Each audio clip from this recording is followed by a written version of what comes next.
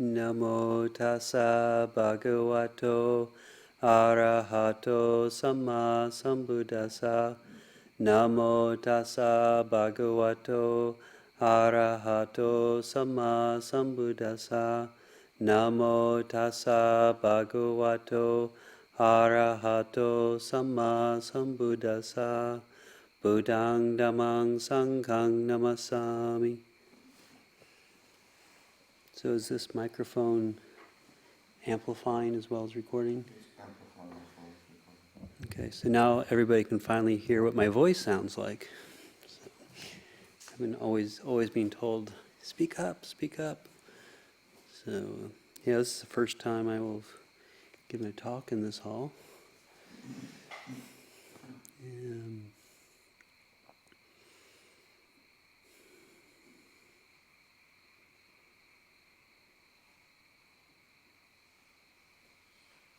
Yes, for the last couple of weeks we did the ceremony for the consecration of the Buddha Rupa, welcoming it, making this a sacred space, and also having Lumpur Biek's visit, having some teachings here around that time, and just a lot of movement happening in the community, a lot of coming and goings.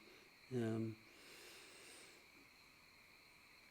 guess it was even when Lumpur was sort of planning out the consecration ceremony, he was talking to a few of us about ideas, or even looking for some suggestions even. And but one of the chants he wanted to do was the 10 perfections, the 10 paramis, and so we got that out, and reminded me that a few years ago I had gone up to Arrow River to do helping Ajahn Jotipalo build his library, and kind of came up with the idea of doing it as a work retreat, and taking the 10 perfections, the paramis, as a theme for the kind of work retreat, and try to give teachings around it, and so I spent quite a bit of time, just doing some research and listening to a lot of talks mainly from Bhikkhu Bodhi and Ajahn Sucitto. I think the talks that he gave were the kind of foundation for the book that he did then later on the paramitas, and so.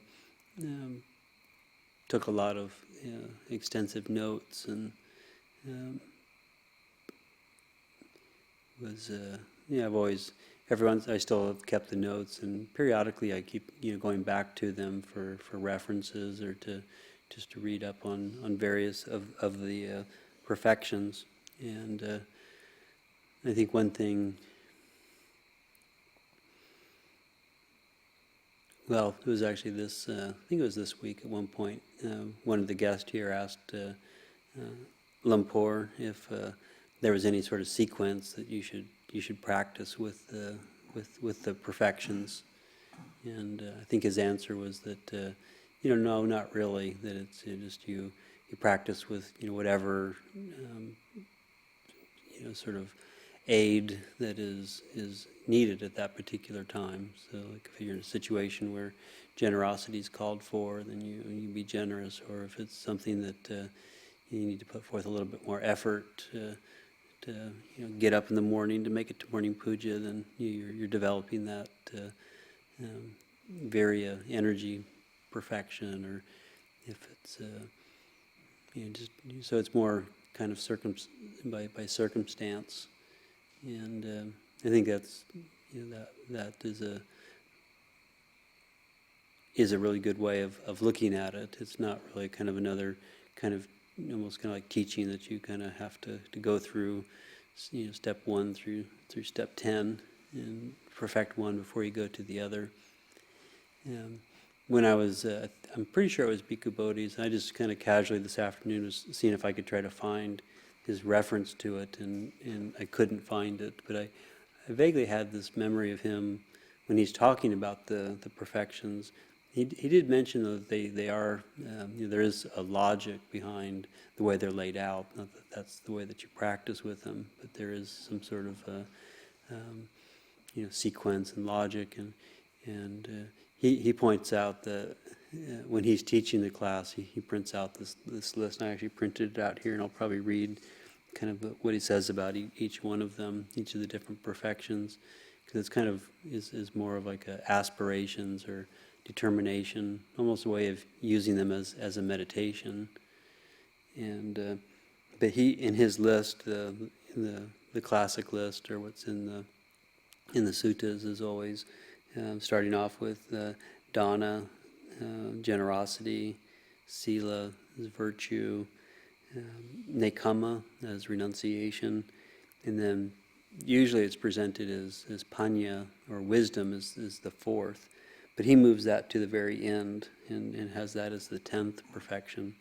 And then he continues with the list as everybody else would have it, with virya as energy, kanti as patience, satya as truthfulness, aditana as determination, metta as goodwill, loving kindness, and upekkha, equanimity.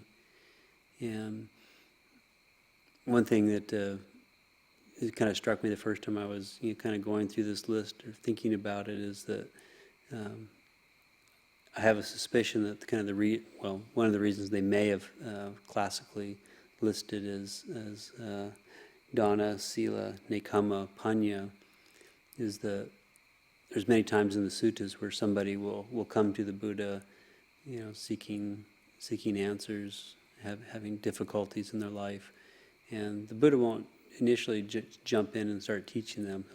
There's this sort of, they call it gradual teaching, and it's those first three, dana, sila, nekama, and talks to them about these topics, and then once they understand, if he gets a sense that their mind is open and receptive, that they have a little bit of they have the concept of what he's talking about, then he'll teach them the Four Noble Truths, which is the sort of culmination of the wisdom faculty, leading to enlightenment.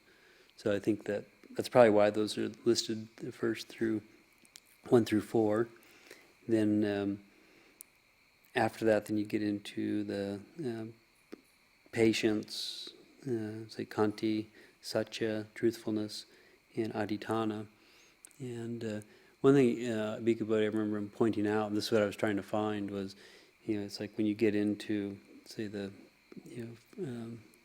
faculty of energy, putting forth effort and and getting some momentum with that, and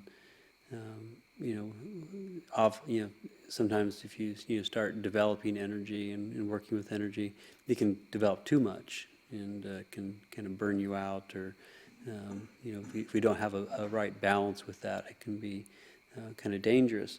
And so he says that's where patience comes in. So it's like you working with energy, but then you have to balance that with patience and being able to not just sort of pick up energy and start practicing with it and then kind of burn ourselves out, or put in too much energy and scare ourselves sometimes with too much energy, or however that manifests. But then to sort of say, okay, well, I tried that doesn't work. I'm not gonna put forth lots amount of effort. It's like, no, you have patience with that. Just learn from it. Determine what worked about it, what was wrong about it. Asking questions, just having that patience to, okay, well, I can keep working with this and just try to find solutions to whatever that particular problem may have been. And then he says, once you've developed energy and you've worked with patience a lot, then it's like, well, what do we do with when this energy is there and we develop patience? And he says, and that's where sort of like truthfulness, satya, comes in. Working with being patient with our speech, and then the 7th one in his list is determination, aditana, And then he points out that with that particular parami, that it's kind of when we're working with determination, that is it's a factor that actually strengthens all the other ones.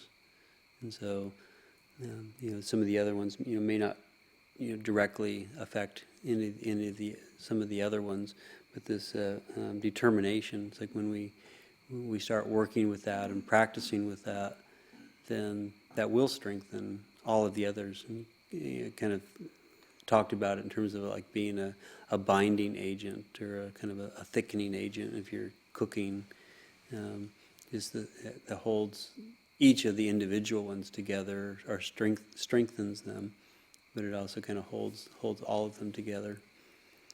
And then loving kindness and equanimity is classically the final two that are listed in the classic scenario. And so I'll just actually kind of reading this too, it's like the determination parami, and just the significance of that, and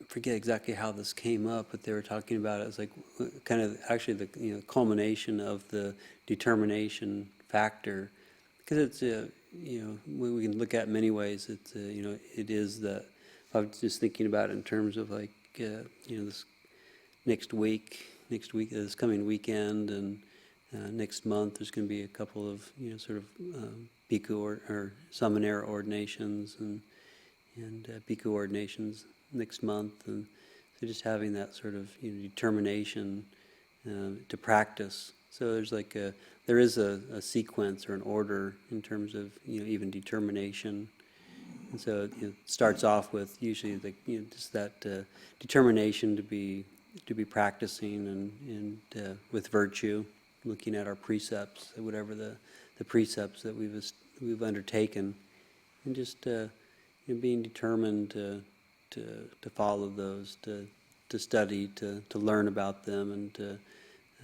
again just seeing it as a perfection. It's something that we don't have to get it necessarily right, absolutely right from the beginning, but it's something that we're working with. It's determination is you can see it's volition. It's actually having an intention to do something, and so as a perfection, in the chant that we were doing here, it's like it starts off with dana, so it's dana parami, dana upaparami, dana paramata parami, and so there's these different levels. And so like the very first one, so with the determination, it's the adhitthana parami, and that's one way of looking at that is like, yeah, we're determining to pick something up, to take that on as a practice. And so just even that picking it up, that's part of the perfection. And then the upaparami is that's when you really start, you pick it up and that's when you start practicing with it. So the first one is just the determination to do it. It's the volition, the idea. But then when we start practicing it with it, it's like you decide to pick up a practice. We have ideas about it, or we've heard what other people have said. We have views and opinions, or we pick it up for a particular reason because we think we want to get a particular result, and we think this is how we'll get that result. But then when you pick it up and you start working with it, often it's very different than what we anticipated, what we thought. And so there's this, our view or understanding of that perfection is starting to change. And if we're skillful, or as we get more and more skillful, then we learn how to work with that. And then the paramata parami is it's like you've developed whichever one of the perfections to such a refined state that it actually has the power to liberate you. It's something that like can often talked about in terms of like it can help you cross over the floods and all of our difficulties. And so it's in some ways, like I've heard some people talk about the perfections, like, oh, these, I don't want to be cultivating these kinds of things. I just want to meditate. I just want to, I just want to go for liberation in this life. I don't want to have to think about all these 10 different perfections or have to cultivate them. But it's often talked about with these perfections is that this list came about after the Buddha had passed away, and people were kind of contemplating, well, what is it? What were the qualities that the Buddha had that helped him to reach liberation? What was different about his personality, the way he practiced? And this is one of the ways that they talked about it, and these were qualities that he had developed. And so it's like if you like look at that like patience, the perfection of patience. It's like you can have a really bad, quote unquote bad meditation where your body's in a lot of pain and you're moving and your mind never settled, and you could leave by thinking, that was a really waste of time. But it's like one of Lumpur Biek's constant sort of reminders to people was to just to meditate with the body, to be with the body, to have patience with it, to be able to investigate, look at whatever it is that we're finding uncomfortable, painful about sitting. You're really encouraged to stretch how long it is that we sit with pain before we just move. Because he was saying, like, you should really try to be able to get to where you can sit for about 3 hours without really needing to move. But he didn't tell us to do it on the very first sit. He didn't say, right now just sit for 3 hours. He said, he said your body will move. If it's gonna be injured, and it will probably even move without you even having the volition to do that. And if we do start practicing with, in certain situations, with being with unpleasant a little bit longer, you can leave the meditation thinking, it was really painful, it wasn't a very good meditation, the mind didn't settle, but you are actually developing, say, patience, or you're developing the determination, the adhitthana, being, also at the same time, if you're sitting here and you're just trying to be peaceful and calm, it's like you're perfecting sila. You're not actually doing anything harmful with your body. You're not doing anything. You're not saying anything that's untrue or slanderous, and so you're developing sila in that process of being restrained, being quiet in meditation, and also just like thinking of it in terms of the fact that you do come to the morning puja when you didn't want to, or you are sitting quietly even though you're in a lot of pain. That's generosity. Just your attitude of coming to the meditation and not moving and not complaining.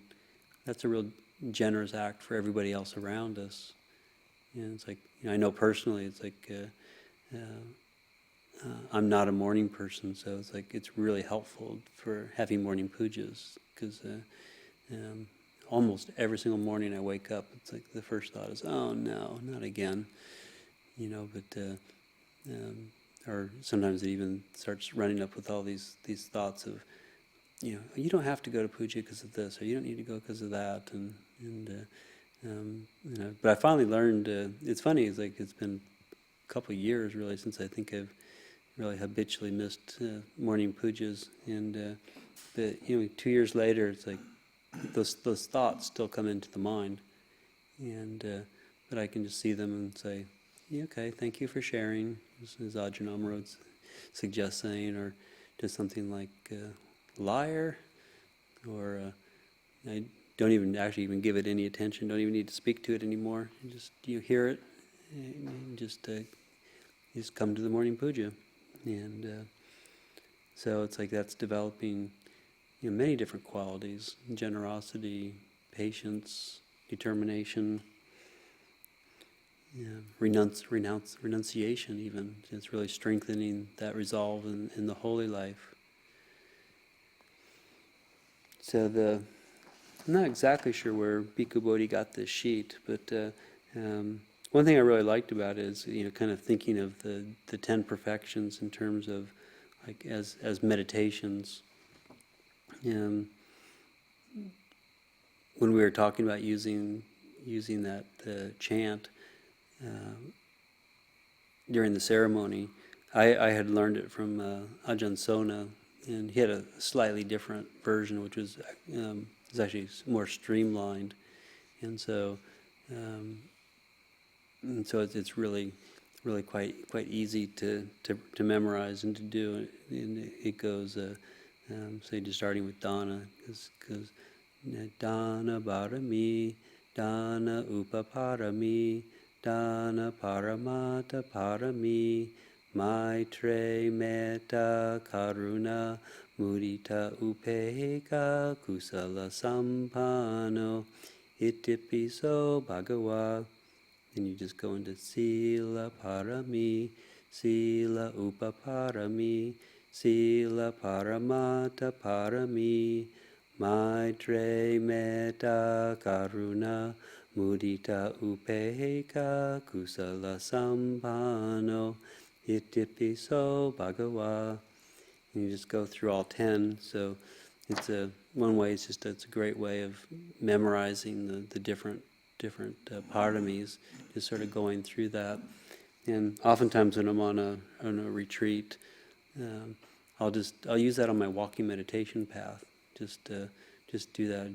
To me, it has just a really beautiful, very simple melody, and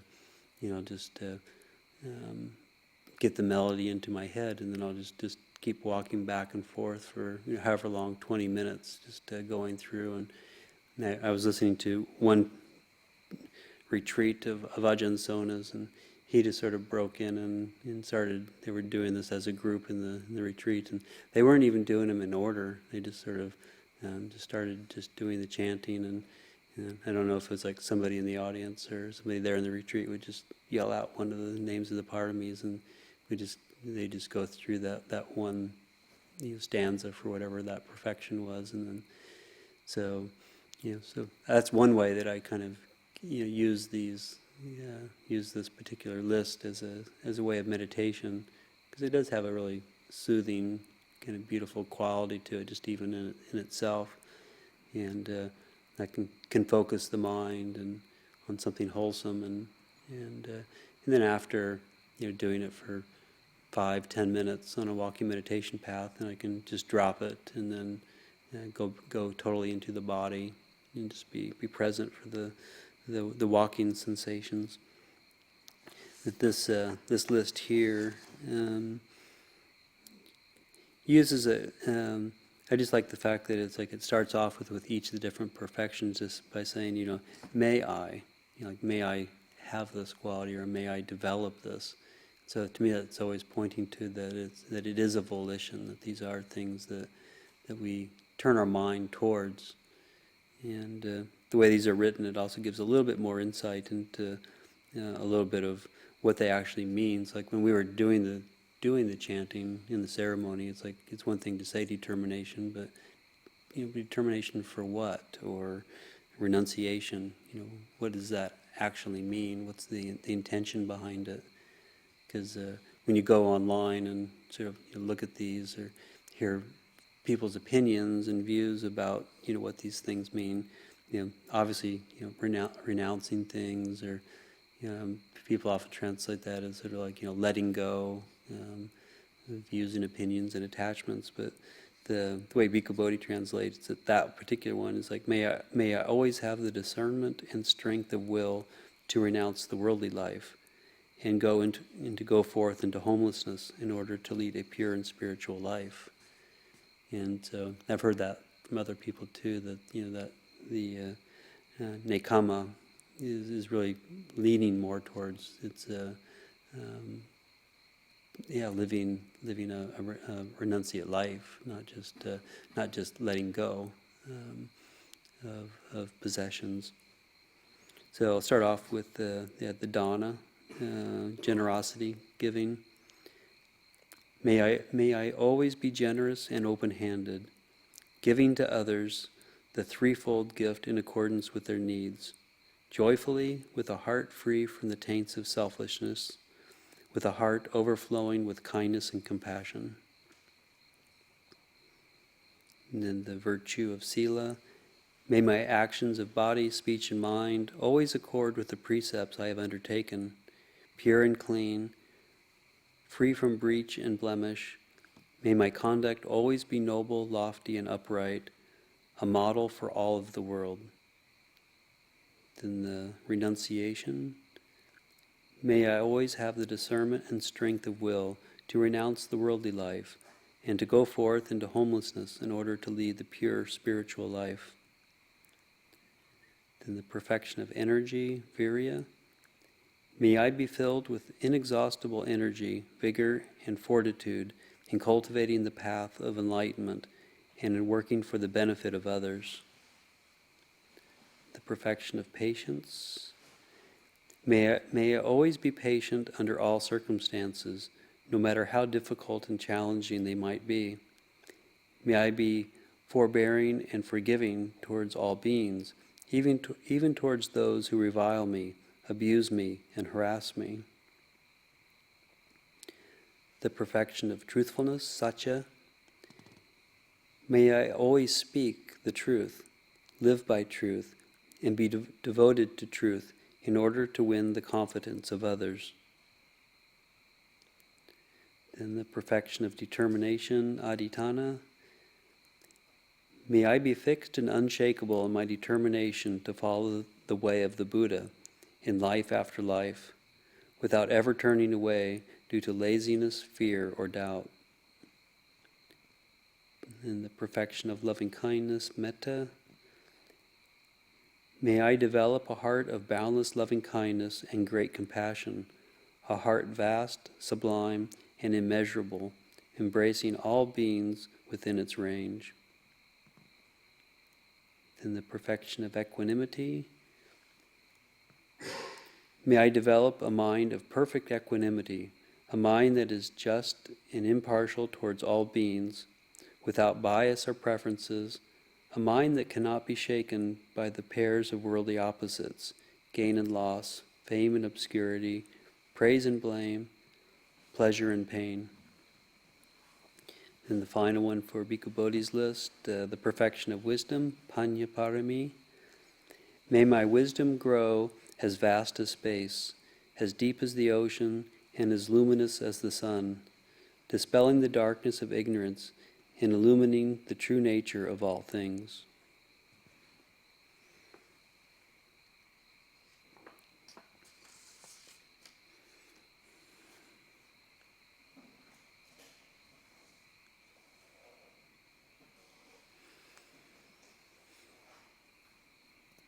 Yeah, so as I've been thinking about these, I actually, for some odd reason, thought I was supposed to give the talk last week, so I was, I had this list out and was kind of contemplating it, and at that point, the perfection of adhitthana, determination, for some reason, was kind of more in my forethought, and I think it was probably because of the thinking of all the sewing that was happening up in the sewing room and people preparing for their ordinations, and just seeing the determination that people were putting in, the hours that it takes to sew the robes, and kind of reading this list right now, the one that kind of jumps at me more is this don't know why, but is this the kanti parami, the patience. And one kind of additional thought about that was that he mentions it here, just having no matter how difficult and challenging the circumstances might be, may I still have patience. May I be forbearing and forgiving towards all beings, even towards those who revile me, abuse me, and harass me. Can we be patient? In those situations. May I be patient under all circumstances. And so,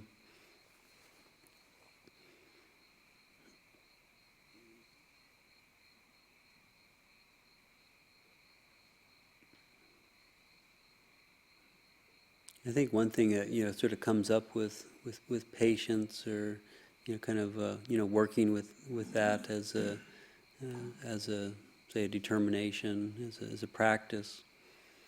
I've been reflecting that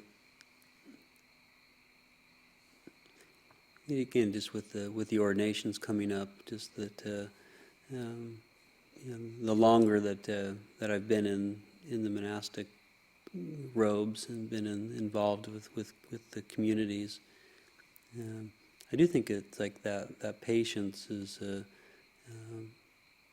as it gets stronger, you see it more. You get more insights, or you just things that used to bother us, used to bother me, for some reason maybe don't bother nearly as much. And as I was just mentioning, it's like that voice that kicks in first thing in the morning of, oh, go back to bed, go back to sleep. It's like you just have patience for that, and it's like you realize that, okay, if you've tried that before, it's like it's very convincing voice, but it didn't actually lead to happiness. It didn't lead to feeling like others are going to appreciate the fact that I slept in the morning, or they're not going to have confidence, or I can have confidence in yourself if you sort of like make that determination that I will make it to morning pujas. But then when we start breaking the determinations that we make, it kind of undermines our own confidence in ourselves. And so, what you start to see those with this patience is that if we do put forth the effort, the virya, and start putting forth the effort and practicing the way that we want to, it's like we may not see the results immediately, but I think that you do start to see the results, and when you do that, that just adds more confidence. And I'm trying to think of, there were a couple examples this week that I noticed where, I wanted to just mention something to various people about just core wat, or just things that we do. You have to talk to each other about. And I know it's like when I first came here, it's like if I had seen somebody doing something that I didn't feel was appropriate or wanted to bring to someone's attention, I would have just gone and told them, just gone right up to them and mentioned it to them, and thought that was the best way to do things. And then, but it wasn't always received very well.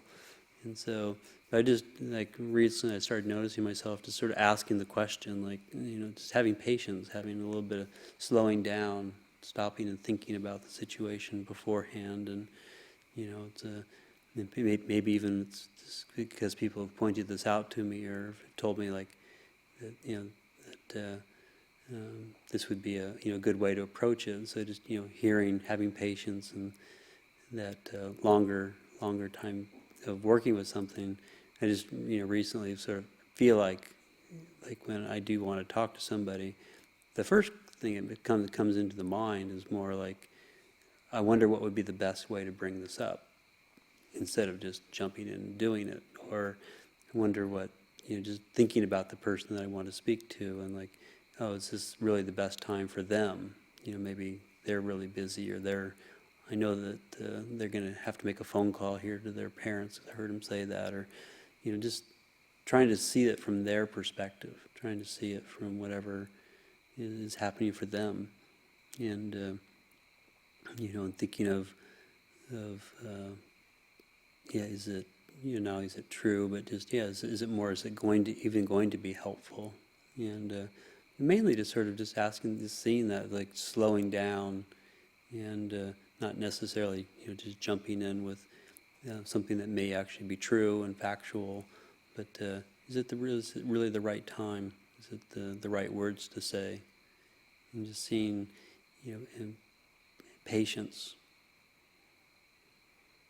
I remember, I think Ajahn Pasno tells the story of Ajahn Chah there's a senior monk who was senior to Ajahn Chah, and this particular monk was doing something that Ajahn Chah felt like he should say something to him. I don't know if he was even told what the situation was, but Ajahn Chah decided that he would tell this monk, but he was going to wait until the right time.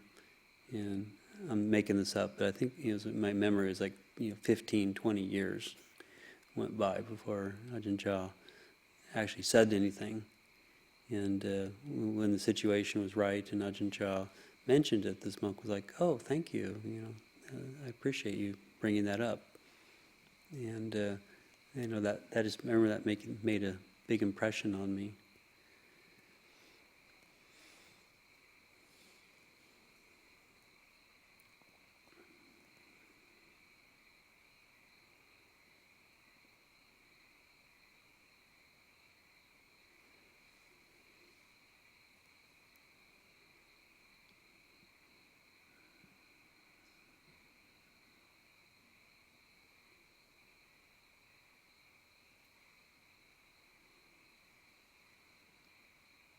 Yeah, so I guess just in closing, kind of along that same thought, is just that the other thing I noticed in reading a lot of these, that they were talking about perfections, or like say each one of them started off with the phrase "may I," so it is the sort of volition or things that we're cultivating, but many of them it's like the brought up other people. It's like, may I do this so other people can develop confidence, confidence in Buddhism, or confidence in this monastery, or that like the virtues. So you're a model for the world. The energy was working for the benefit of others, which you wouldn't normally think about in developing energy, but it's like, can you develop energy so it's a benefit to others? That truthfulness is so you can win confidence from others. Of course, loving kindness is a radiating energy, or feeling that benefits other beings too. So I think it's just really nice to contemplate that not only in developing these perfections and working with them, they obviously will have benefit to ourselves, but really contemplating like, how can I do this, and also in a way that's a benefit to everybody. One of the I think it was Ajahn Sucitto, when he was talking about like these perfections, and developing them. Because the real goal is like, Bhikkhu Bodhi puts it there at the end, wisdom, understanding the Four Noble Truths, which is enlightenment.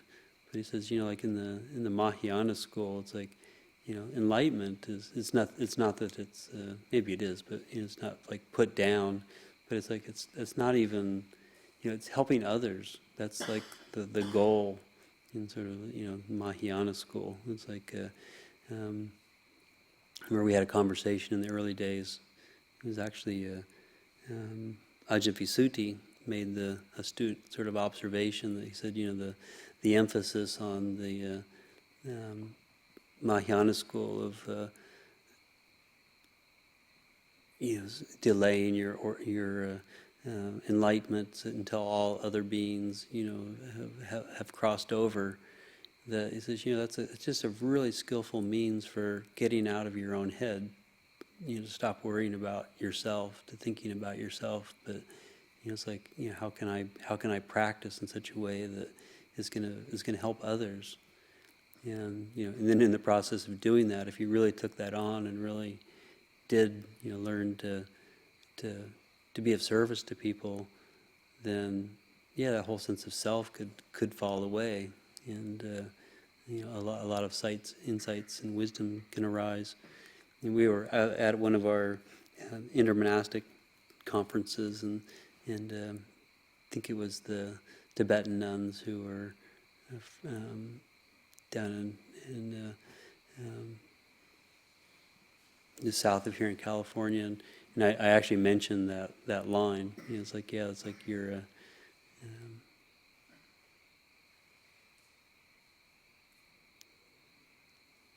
just practicing for the welfare of others, just as a skillful means to sort of get out of our own way. And they're like, yeah, that's right. That's exactly what it is. And so it's one way. It's another way of kind of looking at these perfections. It's really seeing it as a way of not again. It's not to put down enlightenment, but it's just another skillful means of maybe a way of cultivating that. So I'll leave that for our reflection this evening.